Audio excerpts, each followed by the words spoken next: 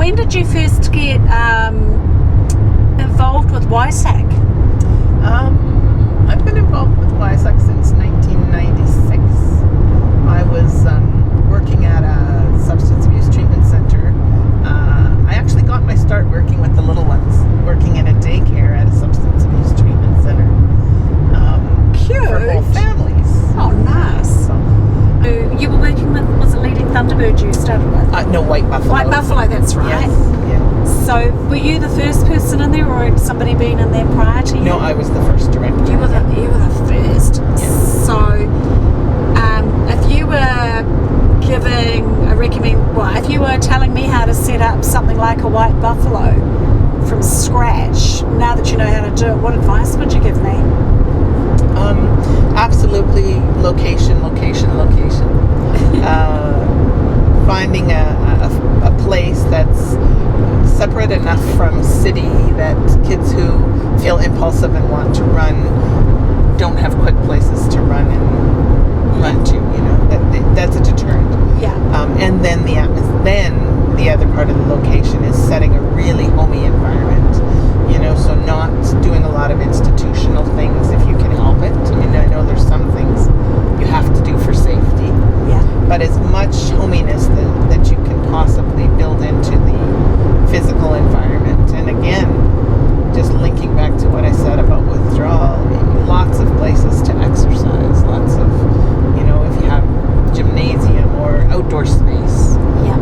where the kids can be very, very physically active, hiking, swimming, those kinds of things.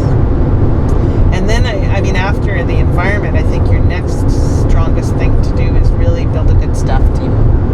So hiring people who really love to be with children as the priority. Yeah.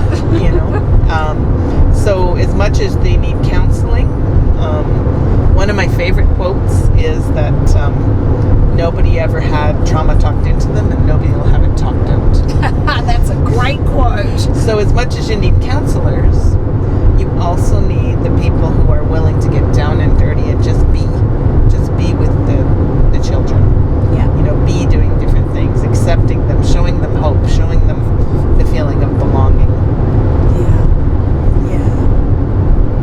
So those would be the two priorities, location and staffing. And then from there, just building a program that fits, the philosophies of the local area, especially if there's strong Indigenous teachings, building those into the therapeutic environment, making it an important part of the healing. Yeah. White Buffalo, is it on Cree lands? Yes. Yeah. Yes. It's moved location since I was there. When I was there, it was at Sturgeon Lake, and now it's moved a little closer to the city of Prince Albert at Muscatine. Okay. And the place we're going to, Leading Thunderbird, is what's the predominant tribe down that way? There's a mix of tribes down there. You'll have Cree people, you'll have Dakota people. Dakota? Mm-hmm. The Dakotas are down that way?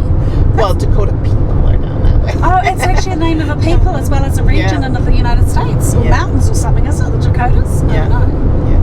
I've heard of it. I haven't looked it up on a map, but I've heard of it. So would White Buffalo take predominantly children who are Cree, or would other First Nations, Indian band, other different people go there? It's interesting. Each of the YSAC centers is set up that they can accept people from all across Canada. Okay. So the mix of clients at any given time can be from any of the nations across the country. Cool. So the more specific their setup is actually to gender. So White Buffalo takes only girls, and Leading Thunderbird, where we're traveling to right now, takes only boys. So it's 12 to 17 age range? 12 to 17. Now both centers have taken kids younger than 12. But in those cases, they always are asking how can that child fit into a peer group that could be as high as 17. That's something we're very serious about. So they'll take younger children if they're fairly streetwise wise or fairly advanced in their social skills. Or if their current peer group tends to be a younger peer group, right? So they probably wouldn't take an 11-year-old if they had 10, 17-year-olds. Okay. Right. Completely different question. What are those blue bubbles on your farms? Those are beehives. Beehives? Yeah. Are they made of like little plastic covers? Yes. Okay. Yeah. That's weird. Yeah. They look like little blue igloos. It's like, what's going on there? I don't Some know if really you can small see them on the camera. Oh yeah, you'll be able to see I them thought there on might the be some camera. hobbits here or Yes, something. those are the New Zealand hobbit holes. We didn't quite get it right. No. It's a lot of beehives though. So how young?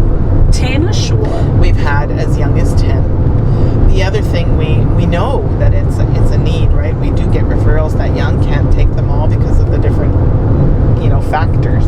But we have also in the last few years, a couple of our treatment centers have switched to taking entire families. Nice. Yes. So if we get a 10-year-old referred, it would be more than likely that we might say to them as a parent, also willing to go with them. And most of the time, if a 10-year-old is at the stage of use where they need residential services, then addiction has been pretty prominent in the family. Yeah, so you've got to treat the whole family or it's not going to work, hey? Right. Yeah. And so you find that, because I often wanted that, I was hopeful that people might be more amenable to coming into treatment if they're trying to bring their children in to help them. Is that what happens? Absolutely. And I mean, it really is, seeing whole families takes away from, lots of people over the years have said, oh yeah, the youth can come do really well in treatment. They graduate and they go home to the same thing. Yeah. So there's a very pessimistic view of sometimes, but with entire families, you can get at lots of the things that might be contributing to the use, even if it is only the adolescent that's using. Yeah. Well, there's, So family dynamics are all so unique, aren't they? right. So we have a real mix of what we're able to do across the country now, which helps, I think, in those cases where we are getting younger referrals. So when you bring a family in, is it still sort of a 3 or a 4 month program? Yeah, it ranges from, I think, the 12 weeks to 16 weeks. Yeah. So 3 to 4 months, yeah. And do they live kind of in, have you got a setup where they can kind of live in a little family house on site, or? Yeah, so right now we have 3 different centers doing it. The first one has been doing it for 30 years, so they have really developed their physical surroundings, their environment, to be conducive to what they're doing. So in that facility, they have apartments built into the main facility. Yes. So families can have their individual space. Yeah. They can do some of their own meal prep, things like that.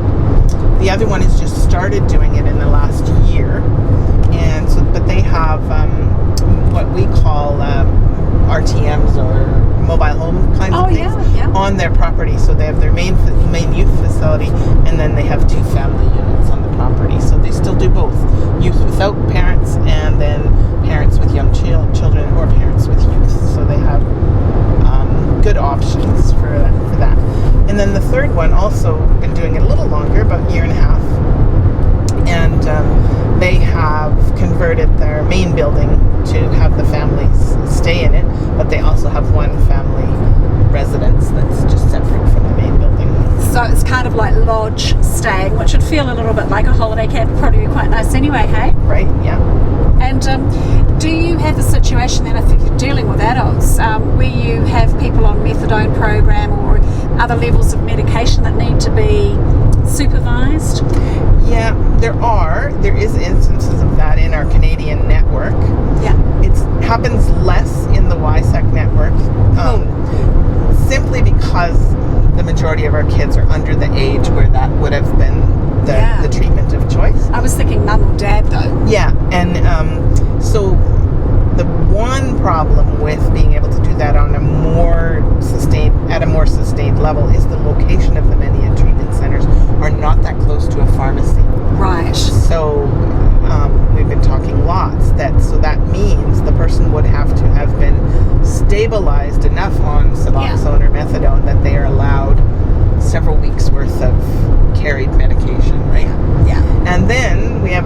added complication in our treatment centers where we do lots of land-based healing, because being able to keep the narcotics safe for a period of time on the land is, so but we are. I mean, we recognize Suboxone and Methadone as important, both harm reduction and replacement strategies.